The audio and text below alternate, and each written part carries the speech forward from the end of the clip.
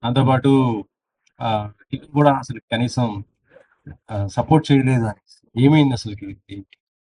So, వాళ్ళు అలానే ఎప్పుడు సెట్‌లో కూడా డైరెక్టర్ వాళ్ళ యాటిట్యూడ్ అలానే ఉంటది. సో, అది వర్క్ ప్లేస్ అలా ఎలా ఉండాలి అది మన I can't tell people like you have to give me respect and all that. So, we all know that work place is like different. Every people are different in their own style and own way. సో, అది నాకు problem లేదు. నేను work చేశాను, finish చేశాను. So, ఇప్పుడు అది ఒక సోషల్ మీడియాలో అది తీసినొచ్చి ఒక కాంటెక్స్ట్ ఉంటది కదా! చిలక అని, ప్యారట్ అని నాకు తెలుసు. అది ఒక మంచి వర్డ్ అని తెలుసు. బట్ ఏ కాంటెక్స్ట్‌లో అది యూజ్ చేశారు అని matters right? So, he was literally roasting our promo release అయింది ఆ టైంలో. అది కొంచెం తప్పుగా చెప్పి దాంట్లో నన్ను గురించి అని చెప్పారు. So, I was like I have to stand up for myself. My self-respect is important. Nobody's gonna come and ask him like ఎందుకు అలా పెట్టారు? అది తప్పు అని ఎవరు చెప్పలేదు. ఎవరు చెప్పాలి అని నేను ఎక్స్‌పెక్ట్ చేయలేదు. సో, నేను చెప్పాలి వాళ్ళకు. అందుకే నేను అది ట్వీట్ చేశాను. నేను అందరూ అటెన్షన్ అది తీసుంది అని నేను థింక్ చేయలేదు. నాకేమంటే నాకు వాళ్ళకు రిప్లై చేయాలి. అందుకే నేను చేశాను. సో, దాంట్లో సుధీర్ గురించి నేను ఎందుకు మాట్లాడానని వాళ్ళు ఇప్పుడు కూడా ఫ్రెండ్‌షిప్ మెయింటైన్ చేస్తున్నారు. అది నాకెలా తెలుసు అని వాళ్ళు సుధీర్ గారు ఇప్పుడు ఏమో ఒక పాన్ వరల్డ్ మూవీ చేస్తున్నారు. ఆ మూవీకి ఏమో ఒక ఐటెమ్ నంబర్ డాన్స్‌కి కావాలి నన్ని అని చెప్పి, ఆ టీమ్ డైరెక్టర్ నాకు మెసేజ్ కొట్టారు.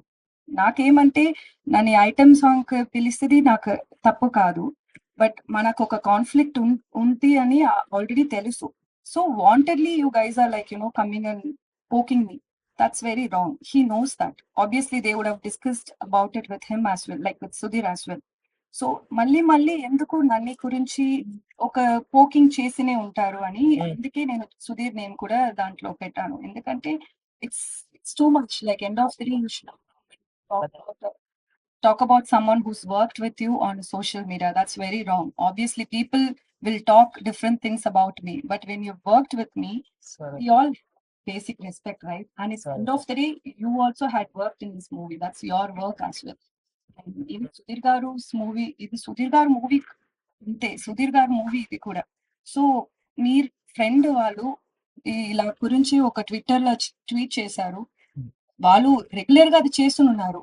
వాళ్ళకు ప్రొడ్యూసర్ దగ్గర ప్రాబ్లమ్ అంటే మీరిద్దరు మాట్లాడండి. ఎందుకు నన్ని పెట్టి మీరు ప్రాబ్లమ్ పెట్టినే ఉంటారని నేను అది సుధీర్ గారు నేమ్ కూడా నేను దాంట్లో మెన్షన్ చేశాను. Other than that, it's not that I was expecting his help or his support or nothing like that. It's just, see, there is end of the day, what is right matters. So he didn't stand up for that. That's why I mentioned that. అంటే actually ఇప్పుడు release దగ్గరకొచ్చింది. మరి మీ ఇద్దరి chemistry ఎలా ఉండేది? అంటే సెట్స్‌లో మరి ఆయన కనీసం మీకు సపోర్ట్ చేయలేదంటే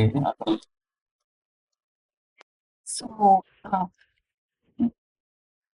మర్చిపోయాను. అదే అందులో ఏమేమో ఎనీ టైమ్ బుల్లి చేశారు.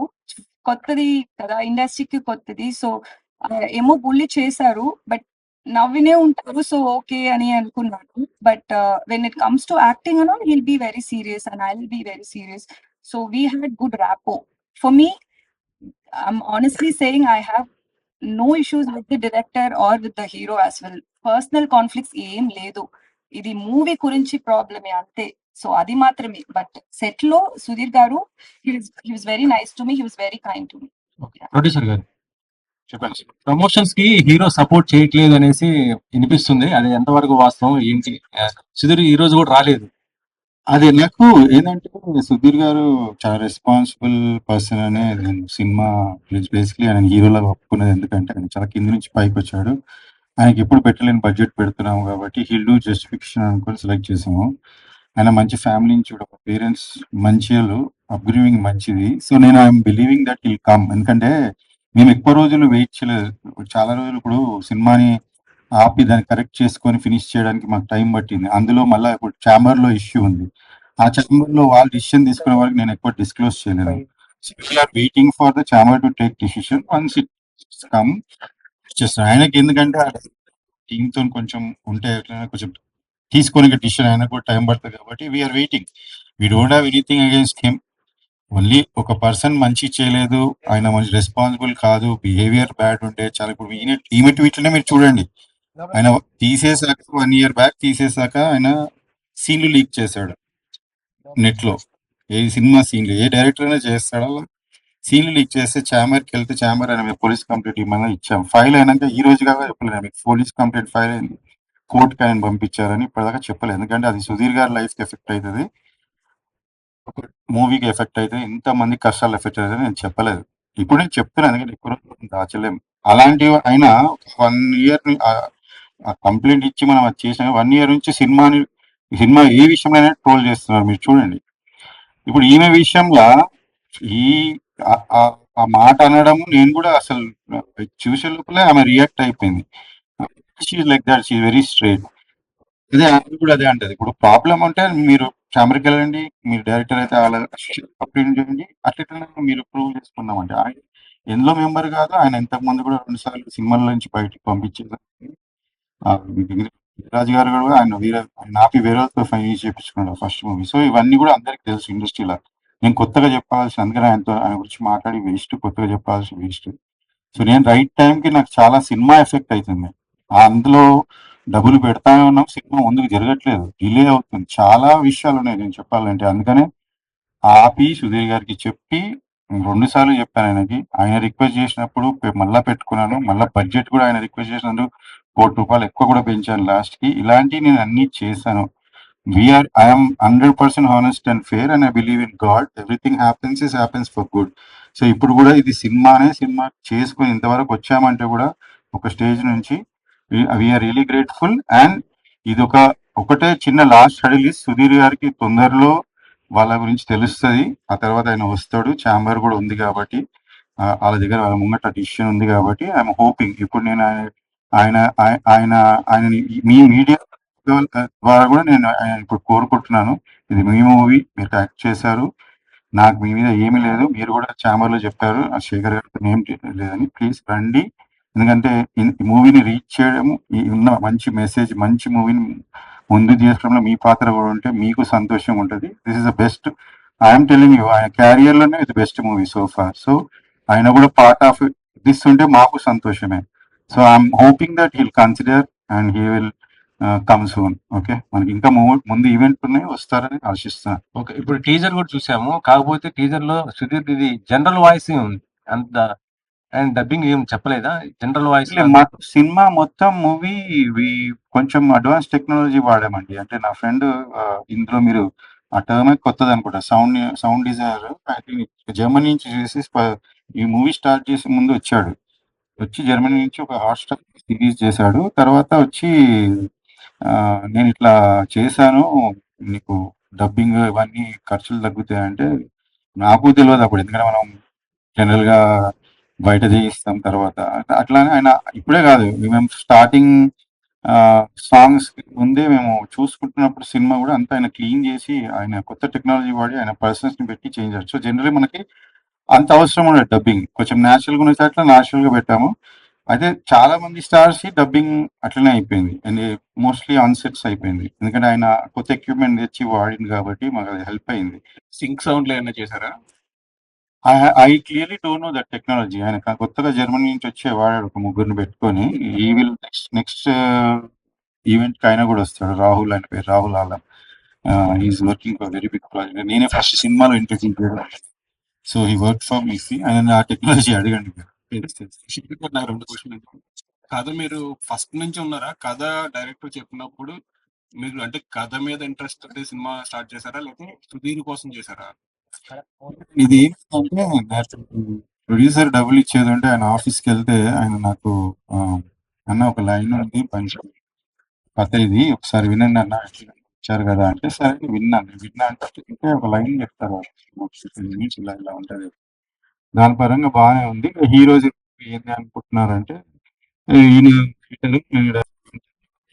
ఫస్ట్ ఆయన అన్న నరేష్ అన్నగానే డెఫినెట్ గారు ఫస్ట్ ప్రాబ్లం అయింది అని, లేదన్నా ఆయన కథనే కథ తీసుకొని మనం వేరే డైరెక్టర్తో చేద్దాం అన్నారు. సరేనా వేరే డైరెక్టర్ ఓకే అనుకొని మేము కూడా ఏమన్నా సరే లైన్ ఇది సో ఎట్లా ఇది మీరు చెప్పింది కదా ఫస్ట్ హాఫ్ సెకండ్ హాఫ్ అంటే సార్ నేను ఒక 45 ఏమంటారు దాన్ని మినిట్స్ అంతనే రాశాను. ఇంకా మిగతాది మీరు రైటర్స్‌ని ఇస్తే నేను కూర్చొని డెవలప్ చేసి ఇస్తాను ఒక 20 డేస్‌లో అన్నారు. అంటే సరే నేను ఆలోచించి చెప్తా 2 డేస్ తర్వాత మరి హీరో అనుకుంటున్నారు అది ఇది అని.